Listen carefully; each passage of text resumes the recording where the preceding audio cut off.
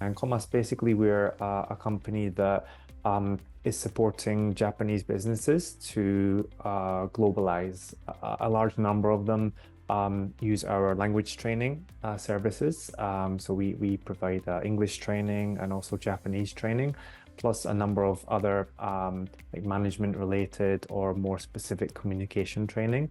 Yeah, so I first met Anesh in London at it was the first International Language Coaching Association conference. And Anesh was one of the speakers at that conference, and he was really presenting about his method and the OSL concept and framework.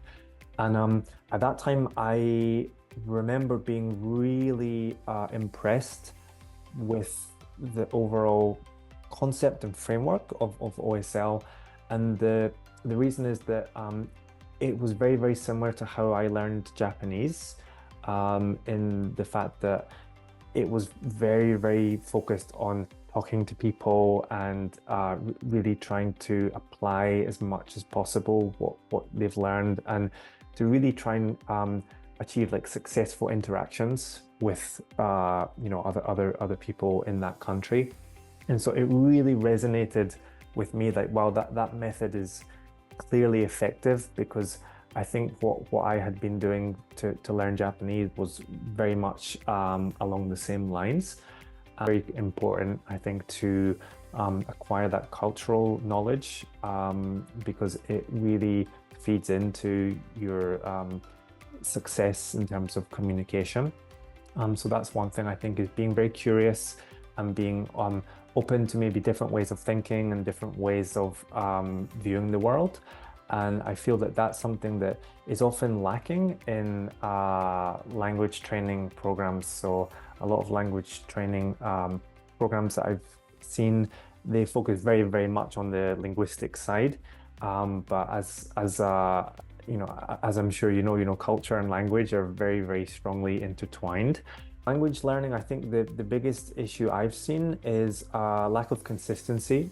It's really learners not being able to consistently build on what they've learned, and to try and take it forward in terms of growing their skill and their ability.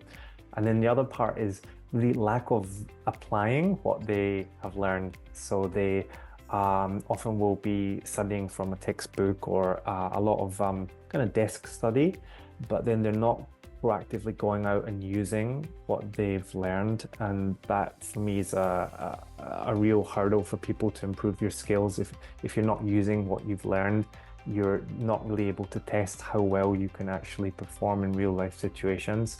And so that, I think, is something that, yeah, if you can overcome that, you can really accelerate your language learning.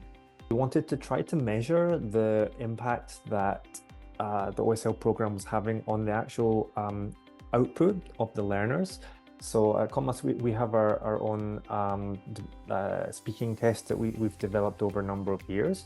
And so we got Anesh to give the test to his learners before and after the program. And we were able to observe the change in their overall spoken production. So it's quite like an objective way for us to see how effective it is from a purely like linguistic quality point of view. And so we've tried to, I think, find ways that we can offer additional value to his program through collaboration. So it's nice to see some data points too, where you can say objectively their English has gotten better, because that's important too for them to feel it's not just an internal transformation, but also it's something that's observable, through data. And I think it's nice to have both of those kind of more subjective and objective data points, so we can see the real change that happens in the learners, for sure.